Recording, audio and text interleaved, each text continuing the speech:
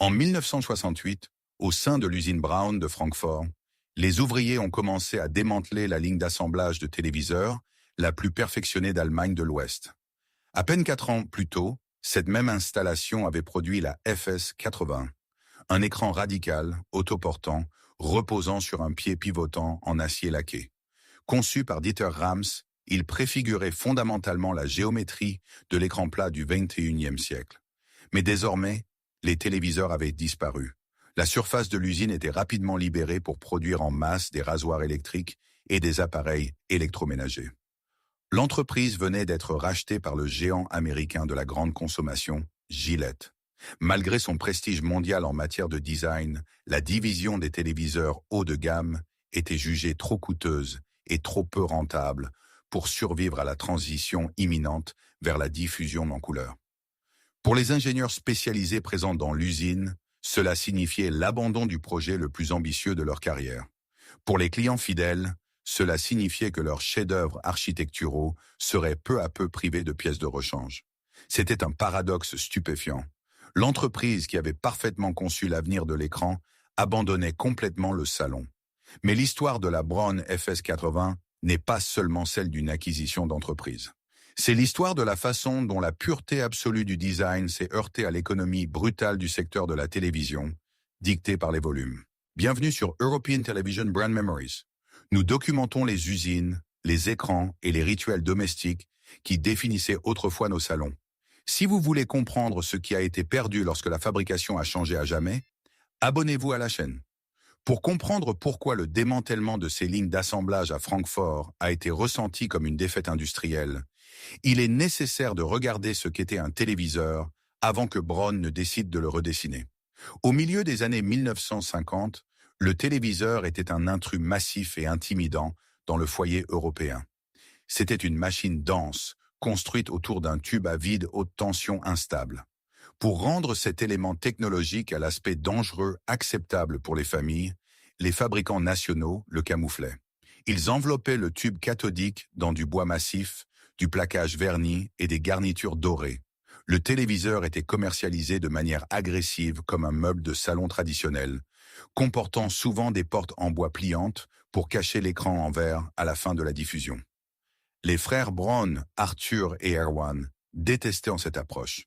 Ils avaient hérité d'une entreprise prospère de radio et d'appareils électroménagers à Francfort après la mort de leur père, Max Braun, en 1951.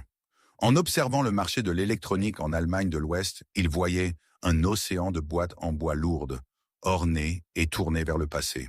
Ils étaient convaincus que les foyers modernes, se relevant et se reconstruisant lentement après la guerre, avaient besoin d'instruments modernes et non de fausses antiquités.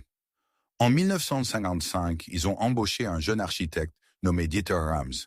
Le mandat était radical pour l'industrie de l'électronique grand public. L'entreprise allait supprimer toute décoration. Une machine devait ressembler à une machine. Elle devait être sobre, fonctionnelle et honnête. Cette philosophie stricte fut d'abord appliquée aux équipements audio. En 1956, Braun sortit le tourne-disque Phonosuper SK4.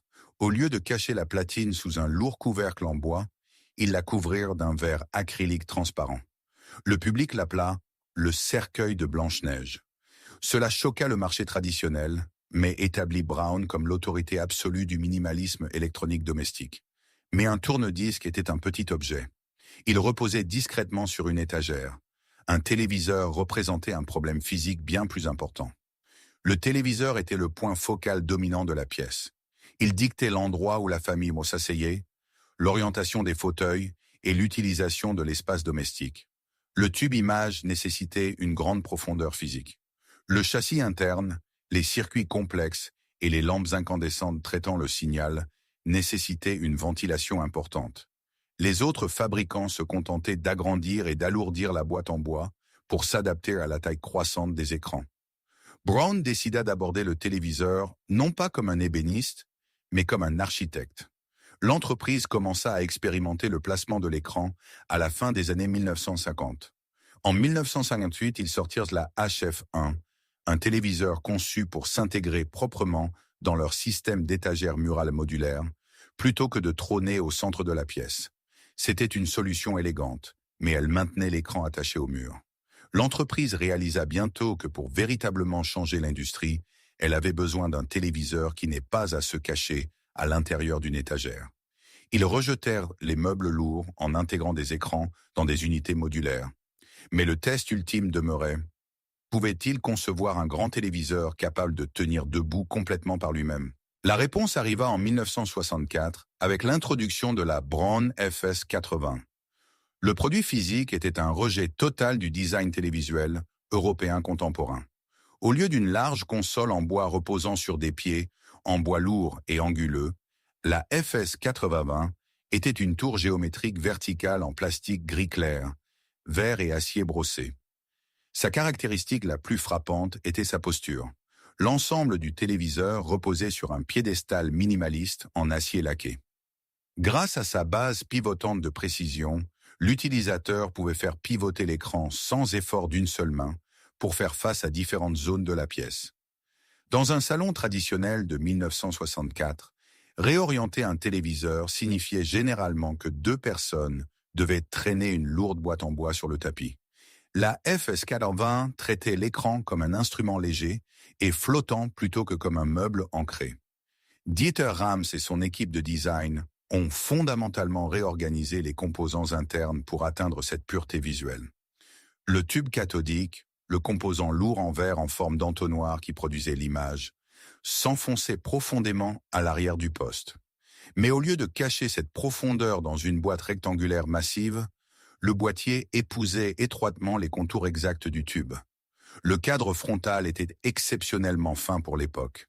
L'écran dominait complètement le champ visuel. Les commandes furent alors retirées du côté de l'écran. Les boutons de présélection mécanique, les molettes de volume et l'interrupteur d'alimentation furent déplacés vers un panneau encastré et organisés sous le tube. Ce que le client voyait dans les magasins d'électronique spécialisés était révolutionnaire. Au milieu des rangées de consoles en acajou vernis aux garnitures de cuivre, ornées de chez Grundig et Telefunken, la Braun FS80 ressemblait à un équipement scientifique de précision. Elle était visuellement silencieuse. Elle ne cherchait pas à attirer l'attention lorsqu'elle était éteinte. Et pourtant, elle exigeait une attention absolue par sa géométrie. Pour l'usine de Francfort, cependant, ce design exigeait une discipline de fabrication absolue.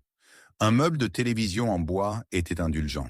Il pouvait cacher un assemblage de châssis imparfait, un câblage lâche ou des interstices irréguliers derrière des garnitures décoratives en bois et des grilles de haut-parleurs en tissu. Un boîtier minimaliste en plastique et en acier ne le pouvait pas. Chaque joint, chaque fente de ventilation et chaque alignement de boutons devait être parfait, car le design minimaliste ne permettait nulle part de cacher les défauts de fabrication.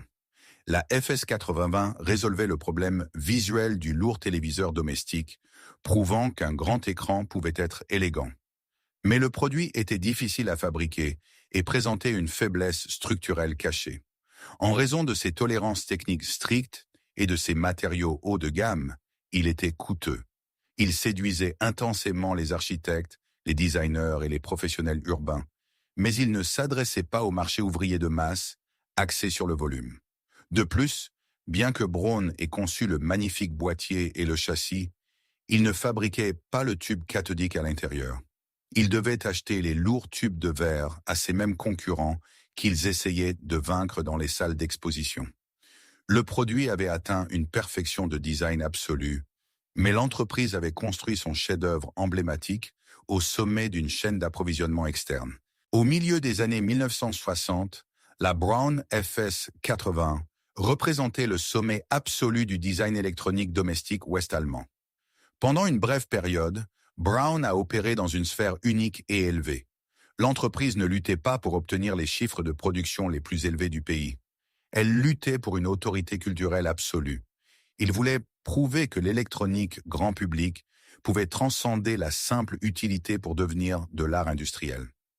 Dans les salons soigneusement aménagés de toute l'Europe, la FS80 est devenue le symbole de statut ultime.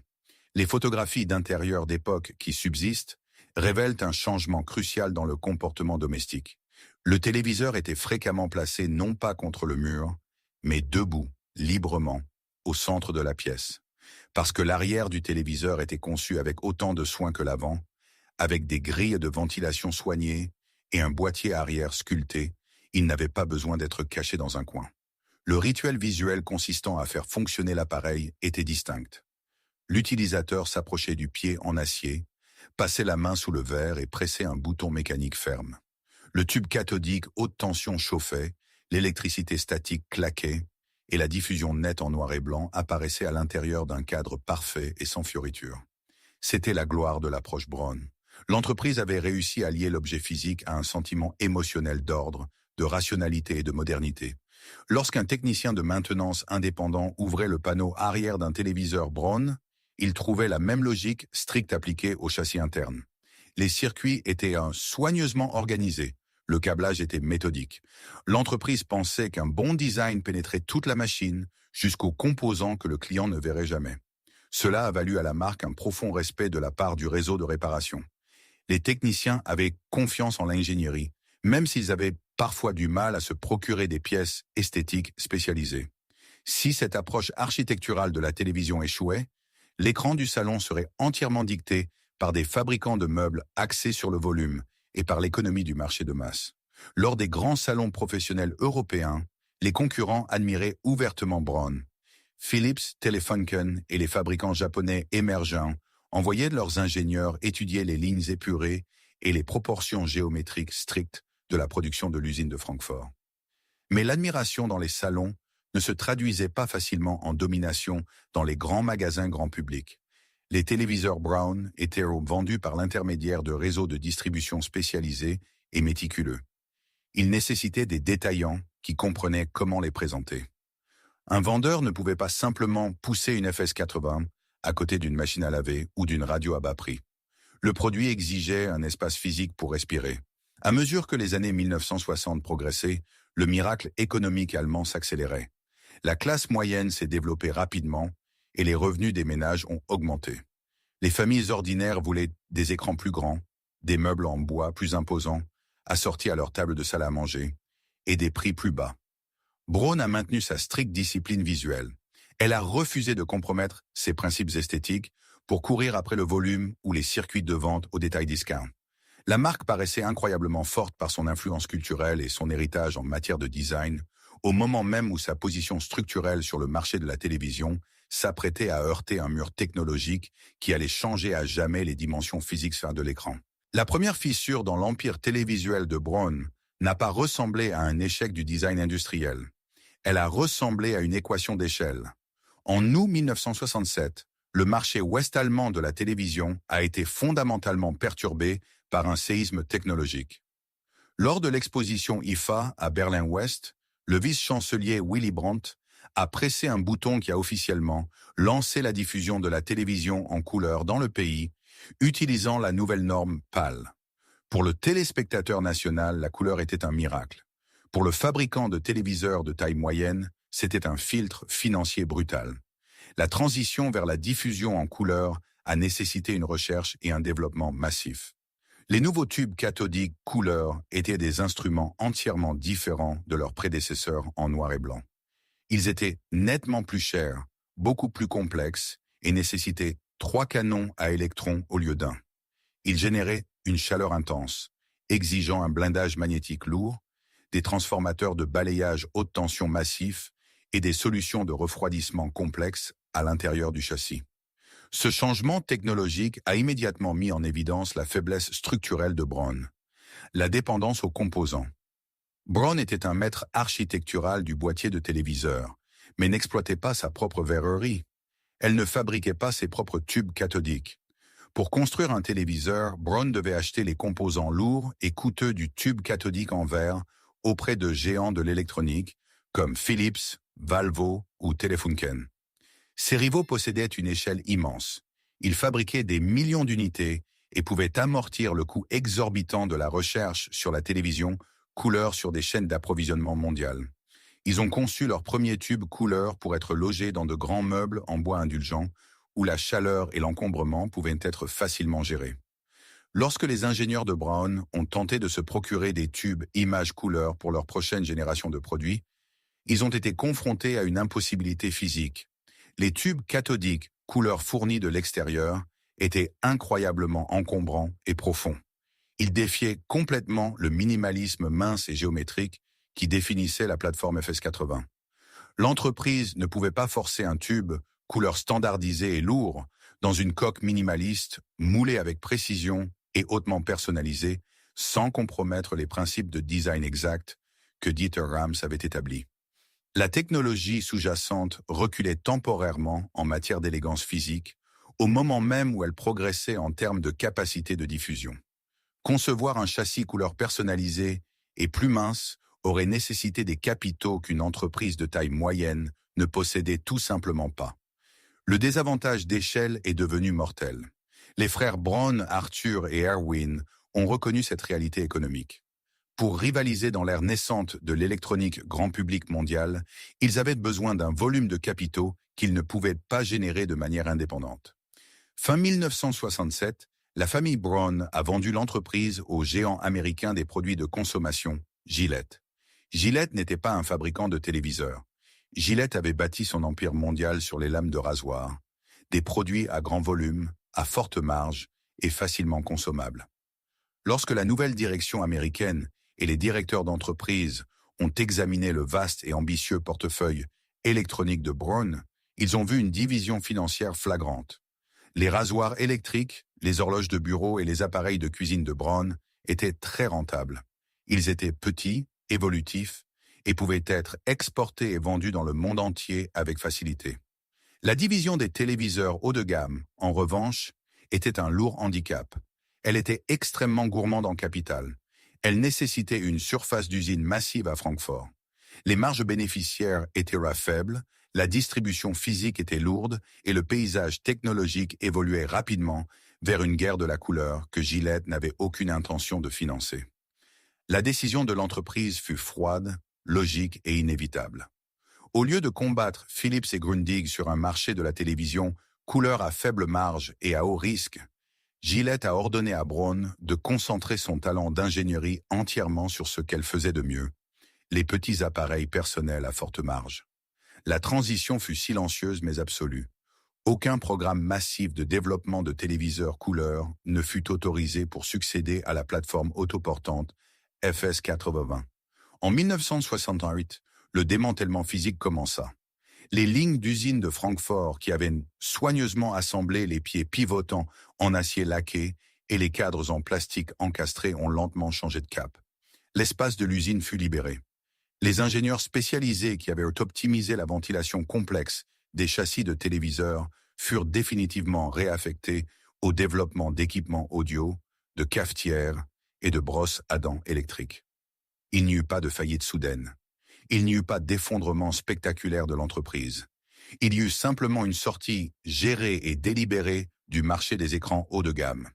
But pour le client fidèle, le déclin fut douloureusement ressenti au cours de la décennie suivante.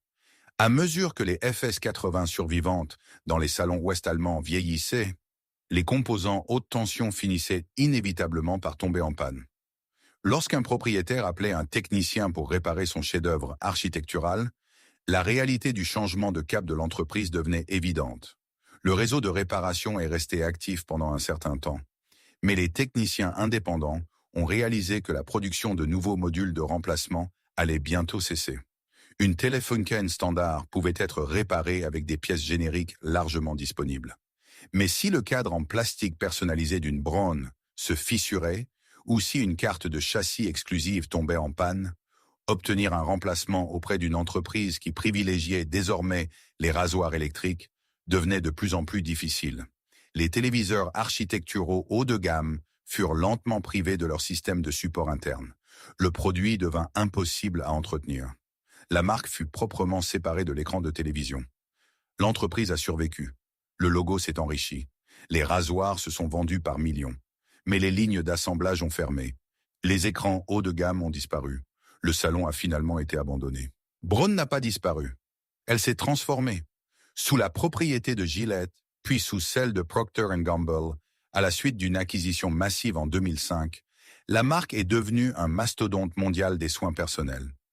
Aujourd'hui, si vous entrez dans n'importe quel grand magasin du monde, vous trouverez le logo Braun ont des rasoirs électriques, des épilateurs et des brosses à dents électriques.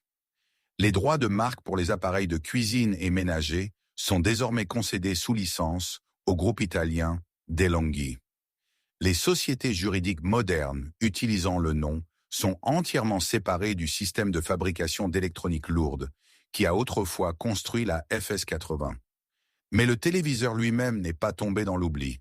Il a connu une seconde vie comme peu d'objets technologiques domestiques y parviennent.